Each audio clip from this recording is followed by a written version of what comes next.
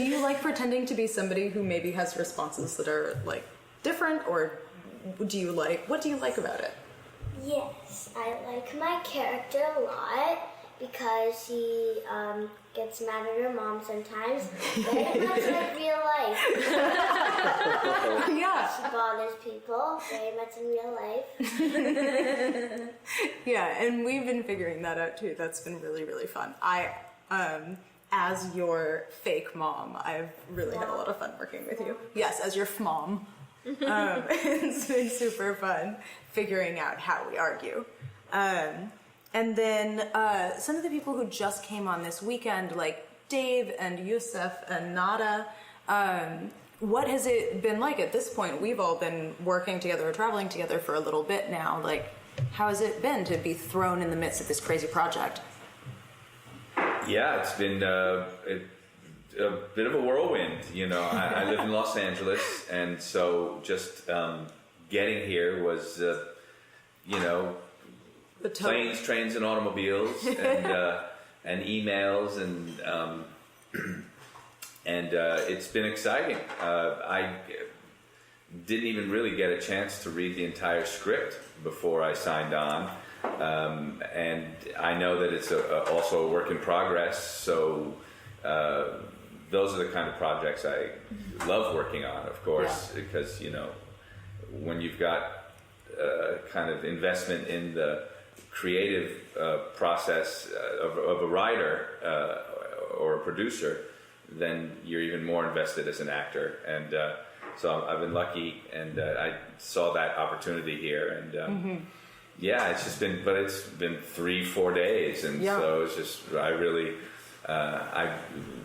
yesterday we did, I hope this isn't a spoiler, but my character has a stroke, and so I got to learn a lot about what a stroke is and how it affects the body, and to recreate it for the story, and it was really enlightening.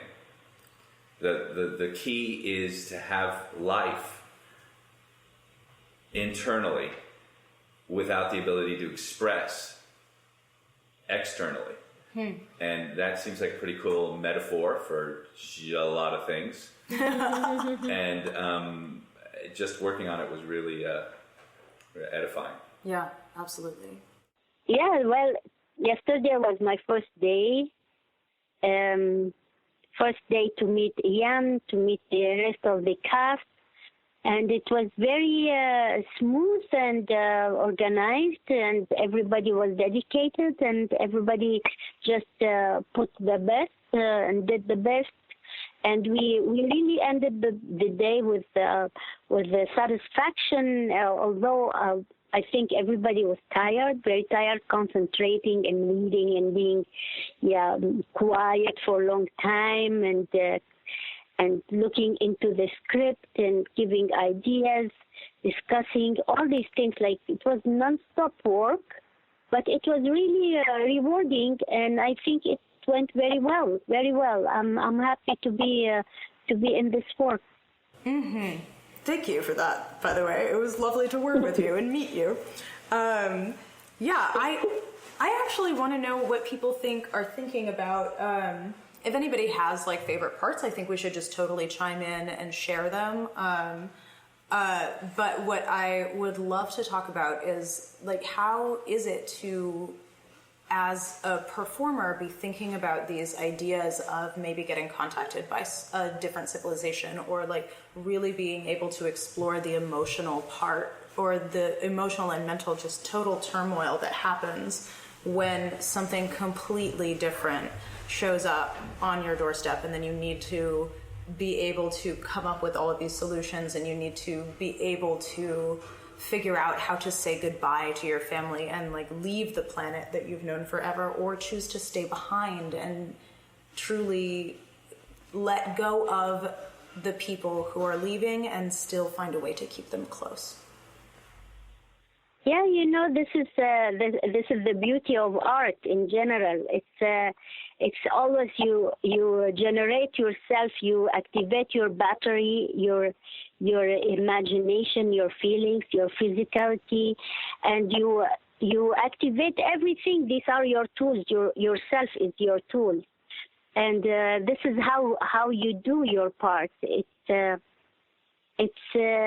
the world of artists to keep living these moments, imagining them, redoing them, reliving them, and finding them out, researching them, finding them out, trying them and throwing something and keeping something. It's never easy. When I was younger, I thought that acting was a piece of cake, easy. But actually, it is really not. It is not easy. It is a lot of work, a lot of creation on all levels. Like, you have to imagine, you have to remember, you have to feel, you have to use your body. All these things are the beauty of art and the hard part of art as well. This is what we are supposed to do, and this is what we are doing as artists. So it is a continuity of creation in the world of art. Mm-hmm.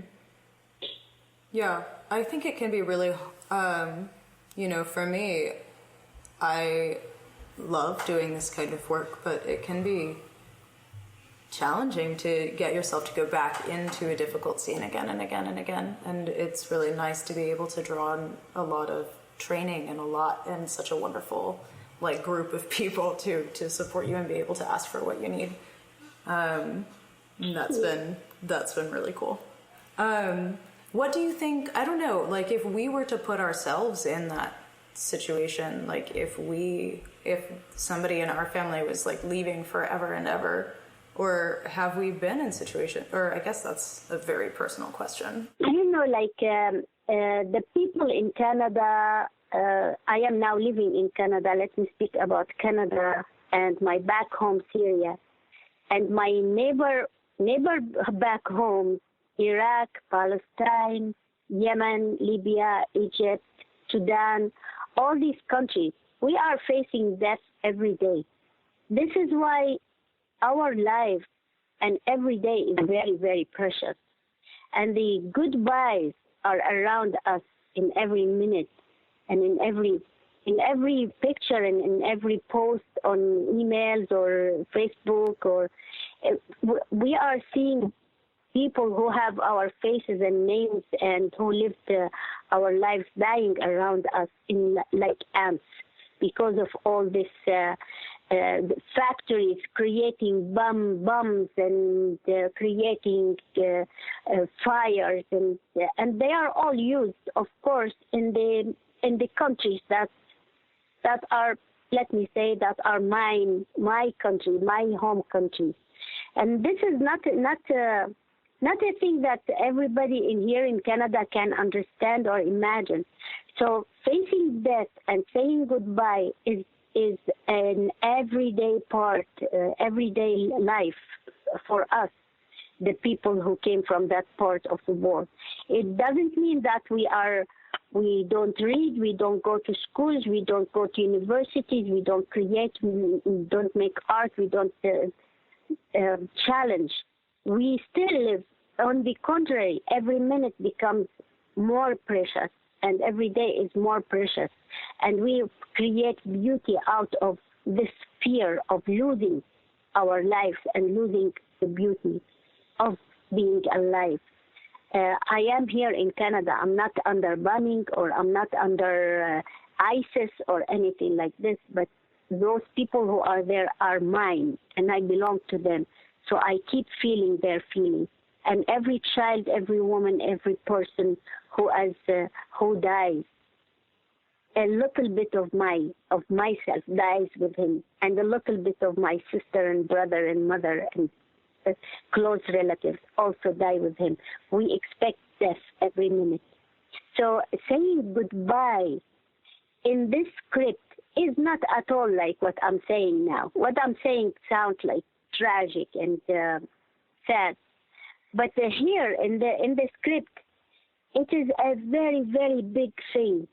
It's very big thing, like going, saying goodbye, losing a loved one, or sending a loved one into the unknown, into the idea of death, or into a farewell goodbye. It is very, very emotional in the script. And because I know about these things, so I really, like yesterday when I was reading my script, I was having this skin, like what, goose. So a lot of feelings was coming to me, a lot of feelings. Yeah, I mean, I think you bring up a really great point. One of the things that really stood out to me in the script was I was reading it at a time when there was this huge debate, and still continues to go on in the U.S. around immigrants, us closing our borders to a lot of immigrants, especially immigrants from Syria and some of these other places. And what the play imagines and does this beautiful job of is, if a Syrian family was allowed to immigrate to Canada today, you know, in 30, 50 years' time, what happens with that family as they, you know, these children who come here get married and have children of their own, and these two girls then become these scientists, who in the end, in a way, kind of are humanity's only hope. So to me, that's also a very important part of this play, to drive home that point that, you know, for us to be mindful of what the immigrant situation is in the world right now, and especially in some of these North American countries, in the U.S. in particular, and what closing our borders might mean for the larger picture. Yeah, I think honestly, I think that somebody else should talk right now. I don't think that I should talk. I think somebody else should talk. Well, I thought maybe I'd give a different perspective, Please. Which is this conversation makes me think of an acting class I took. I was studying method acting, which some of your listeners may have heard of. No, I mean, there's a lot of different styles of teaching acting, and method acting is created by a Russian guy named Stanislavski, and then kind of championed in the mid-20th century by some American teachers, famous American teachers, and then the great method actors, Marlon Brando and James Dean, the sort of style of acting that kind of is from the inside out. And there's a technique called sense memory when you're studying method acting, and the idea is to bring up from your past something that's similar to the circumstances of the scene that you're working on, and then use the actual sensation of your memory and infuse the scene with that experience and emotional content. And I was working on a scene from a play by Arthur Miller called Incident at Vichy, which is a play about Jews in France being interviewed to see whether or not they're going to be sent to a concentration camp. It's basically a waiting room to see whether you're going to be going to a concentration camp. And I remember asking my teacher, well, look, I don't really have a memory that could in any way recreate that. The horror, the fear, the anticipation, the incredible intensity of being on the precipice of death at someone else's choice. So what do I do? And I remember she said, pick the closest thing you can find. The bench outside the principal's office in high school, the doctor's waiting room, waiting to hear whether you have strep throat or you need to get, do the best you can, get as close as you can, work with it, and then let your imagination go. And, I think it's the beauty of this project is that, and the beauty of all the projects that I've worked on, is that there's always something in there, a way in for me. There's always a way in, whether it's the big theme of the project or it's a side